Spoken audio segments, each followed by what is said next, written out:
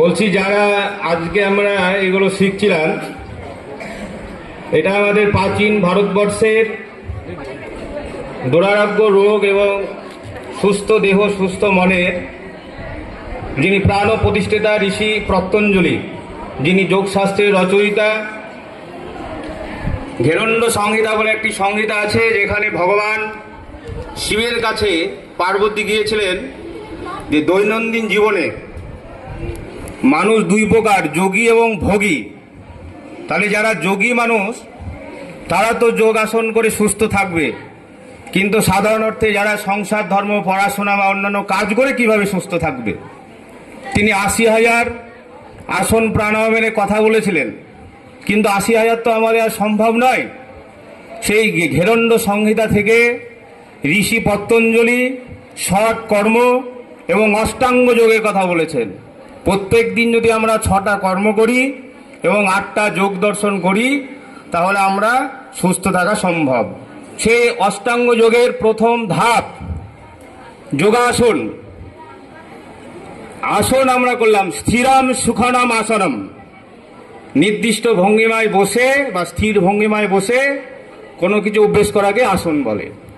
সেই অষ্টাঙ্গ যোগের দ্বিতীয় ধাপ হচ্ছে প্রাণায়াম।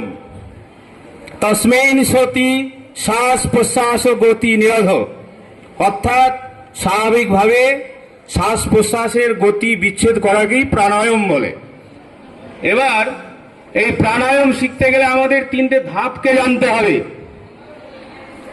আমরা যারা জীব, আমরা প্রত্যেকটি সময় আমরা অক্সিজেন নিচ্ছি এবং কার্বন ডাই অক্সাইড ছাড়ছি। তো শ্বাস প্রশ্বাস কিন্তু আমরা গ্রহণ করি, কিন্তু যদি আমরা প্রাণায়াম শিখতে যাই 3টে জিনিস জানতে হবে। পূরক, কুম্ভক এবং রেচক, 3টে শব্দ। পূরক মানে বাইরে থেকে শ্বাস নেওয়া,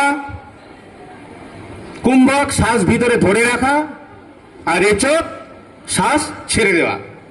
তাহলে একটু আমার সঙ্গে সঙ্গে সবাই পূরক করো, জোরে শ্বাস নেবে যতটা সম্ভব। তাহলে জোরে জোরে শ্বাস নেও না, ওটা তো আলাদা, শ্বাস নেওয়া কি পূরক। আর একটু ধরে রাখতে হবে, শ্বাস নিলাম। এই যে এর একটা নির্দিষ্ট সময় আছে, শ্বাস ন্যূনতম 12 সেকেন্ড ধরে রাখতে হয়, আর 12 সেকেন্ড ধরে ছাড়তে হবে, তবেই প্রাণায়ামের কার্যকারিতা আমাদের দেহে পাওয়া যাবে।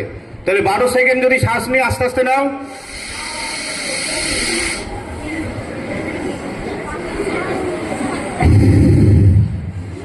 শ্বাস নেওয়া, শ্বাস ধরে রাখা এবং শ্বাস ছেড়ে দেওয়া।